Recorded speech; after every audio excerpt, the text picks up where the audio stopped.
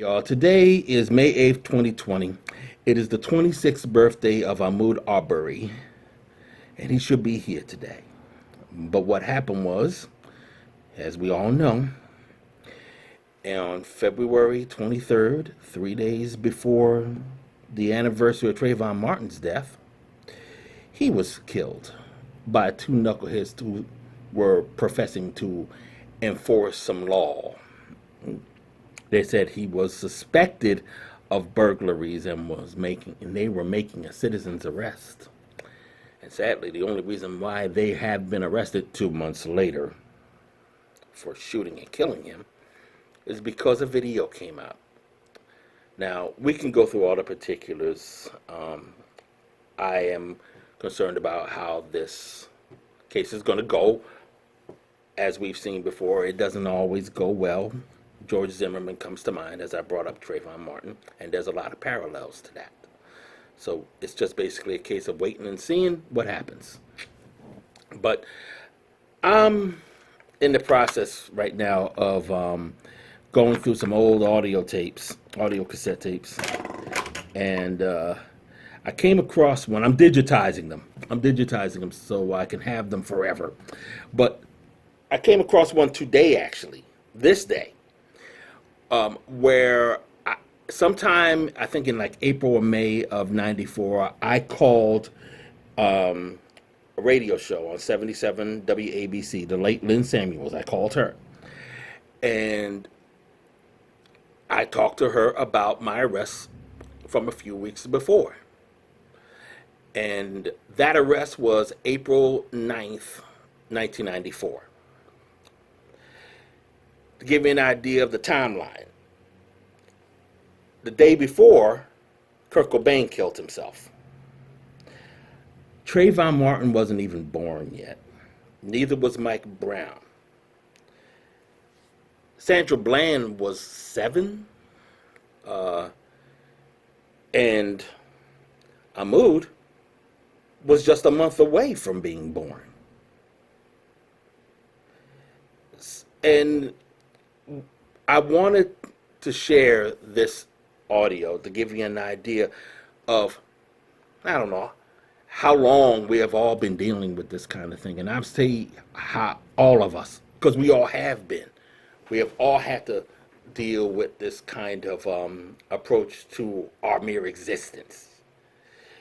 And this particular thing that happened to me was so profound for my life that it became the topic of my very first column that I've ever written for a newspaper.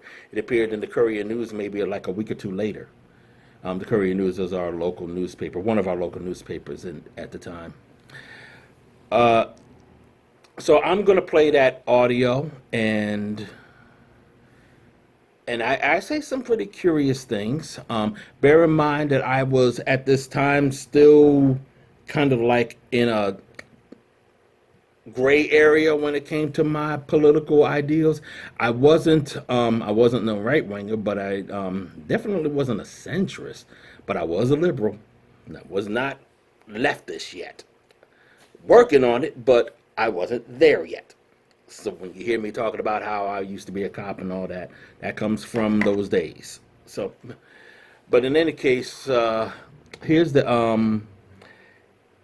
video. I mean, here's the audio, and anybody feel free to talk about it. I'm down to talk. So, but it's just an idea of what we dealt with then, and the parallel to what we're dealing with now. And the one thing that I can tell you is that everyone has a story, and this one's mine.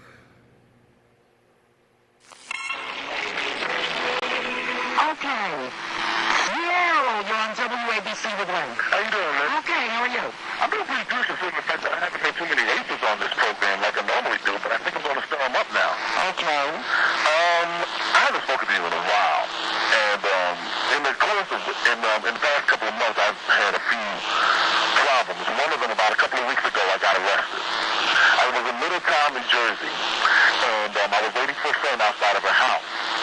Now, I've never been to Middletown before, and I didn't realize that I would probably be the only brother they have seen in the past 50 years. God, the only black face that I saw there was mine. And evidently, I must have freaked out somebody in the deli across the street, because the moment I came on the scene, they called the cops. Now, I had left for a little bit to try and find the phone to call my friend, because evidently her car had problems and she wasn't home, but I expected her to be home when I came back. I came back, and the deli was just closing up. Somebody was coming in and asking for a piece of gum, if they can buy a piece of gum just before they close up. Lady was opening the door for that customer, saw me, shut that door back and locked it. I didn't pay it any mind. I walked past, and I sat there across the street from my friend's house, looked back at the deli. Everybody in that deli was looking at me. Still didn't pay it any mind. Went across the street to ring my friend's doorbell. 4 Middletown police rolled up on me, asked me for my ID. Who was I coming to see? Was she white? All this nonsense. What? Yeah, I kid you not. It was like, First of all, this is America. They even allowed to ask you for ID for no reason? oh man, it was ridiculous. First of all, I'm a security guard, so I told him that. I said, look, my name is Al, such and such. I'm from Somerset, New Jersey. I came in to see my friend. And then She was still actress. that. They also asked me, later on, they also asked me how did I get down there, and I told them through my roommate who was a dancer at a nearby club. They asked the same thing. But anyway, it gets funnier though. They go back across the street to the deli, and one of the officers talks to the deli owners while I'm standing out there with the other deli owner, with the other officers. He comes back out and tells me that there was a couple of complaints on me. How I got all these complaints, I don't know, but the one that he said killed me. He said that evidently I was chasing, and this is the officer's words, some white woman through the street. I think you're up to something, come with me. So they slap handcuffs on me and Oh, but it's like the Scottsboro boys. You looked at a white woman, are you? Hey, I didn't see anybody on that street. I hardly talked to anybody. So they take you where? To the police station? Huh? To the police station. They took me to the police station. They had me in handcuffs. They gave me back all my stuff while I was in the police car, which includes my set of keys, which has a handcuff key to it. But I'm not going to be stupid. So tempted as I was not going to be stupid. Anyway, they took me there. They did all the processing. I asked them if they was going to they didn't see any arrests or warrants or no prior convictions or anything like that. They must have thought their computers were down. The brother without a police record. They were going to let me go and ask them if there was any way they'd be able to drive me to my friend's job. They told me I'm not a taxi service. They say, look, I've never been to Middletown before. I don't know Middletown. I suggest you give me a ride before I get picked up or chasing somebody else. So I got a ride. I go, Monday, I had to take off work because I had to go to court and try to contest this.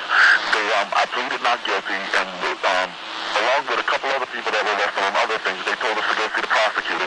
Prosecutor suggested I just plea bargain it down, and I only have to pay a fine and have no criminal charge. Plea bargain it down from what? What was the charge? Disorderly conduct. Oh, jeez. So now you're supposed to plea bargain and pay a fine and you didn't even do anything. Well, that's not happening. I got a lawyer. We're going to stand trial over this. But I want to explain something. People do not believe this happens, you know. People do not believe this happened. I believe it happened. Well, I Just believe happened it to me. too. But see, the thing is this. Only thing I did was go there. And because of that, they have jeopardized my job. Like I said, I'm a security job. I'm a security guard. Oh, so, If this goes down, I lose my job. I can't get another security guard job. I wanted to start my own firm. I cannot have this hanging over my head. And one thing that really kills me, and I want all you NRA members out there listening, what if these law-abiding citizens, what if one of these people had a gun? Where would I be today?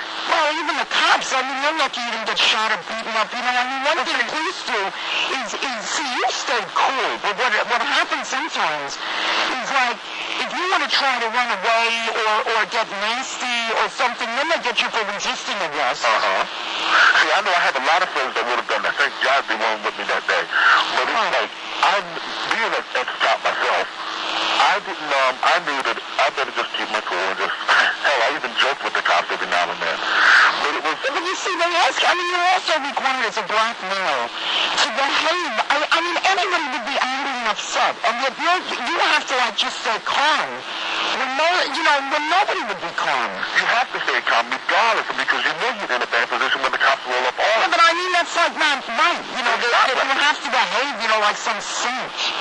Well, now people are going to call up and say, you know what's going to happen. The rest of the show, they're going to go, he must have been doing something. Well, I'll tell you this, but I know that's what they're going to say, but I'm going to tell you this. I have never done anything in my life before. Like I said, it used to be a cop. I have been raised with traditional family values, as they would say.